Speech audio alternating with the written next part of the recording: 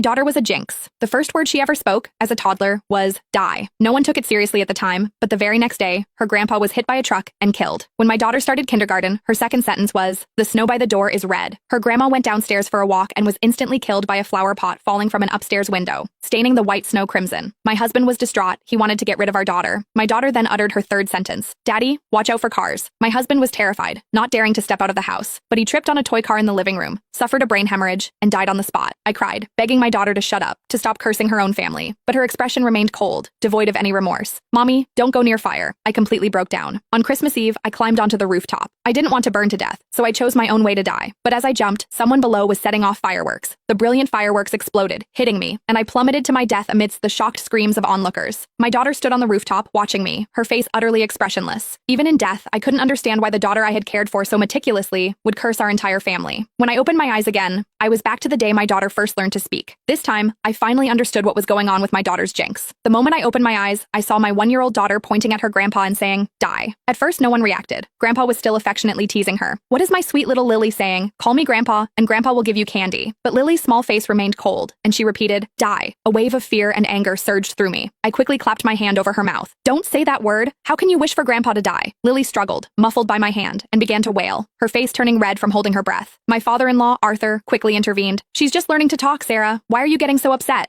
I pressed my lips together, my body trembling uncontrollably. "She's cursing you." Arthur paused, then laughed. "What are you talking about? She's so young. How could she possibly know what die means?" I didn't know how to explain, so I could only tell Arthur to be careful when he went out these days, especially to watch out for cars on the road. Arthur said he understood, but he didn't take it seriously at all. I repeated the warning to my husband, David, who also laughed at me, saying I was overreacting. He looked at Lily tenderly, saying our daughter was anything but a jinx. He even tried to comfort me. "Sarah, are you having postpartum anxiety? Maybe you should take a break and let my parents take care of Lily for a while." A sudden chill ran through me. I immediately shook my head. No, absolutely not. What if Lily cursed someone else when I wasn't around? But a sliver of hope remained in my mind. What if the previous incidents were just accidents? I hadn't let Arthur leave the house for days, and I'd even put away all the toy cars. I was terrified of a repeat of what happened to David in my previous memory. After a few days at home, Arthur got bored. "I'm just going for a walk in the garden downstairs. Don't you worry about it." I warned him repeatedly not to go anywhere near cars, but Arthur still had an accident. He missed a step while going down the stairs, tumbling all the way down. His head landed precisely on a protruding nail. Arthur died on the spot. When the ambulance arrived, they immediately called the funeral home. My mother-in-law, Martha, knelt beside Arthur, sobbing uncontrollably. How could this happen? But her usually kind husband was gone forever, unable to hear her cries. David rushed back from work, his eyes immediately red with tears. Yet, he calmly contacted relatives and friends, preparing Arthur's funeral. I held my innocent daughter, overwhelmed by guilt and self-blame, but Lily remained perfectly innocent, as if nothing had happened. I pinched her cheek, making her look at me. "Lily, tell Mommy, why did you say that word? Why did you have to curse Grandpa?" But my daughter couldn't answer.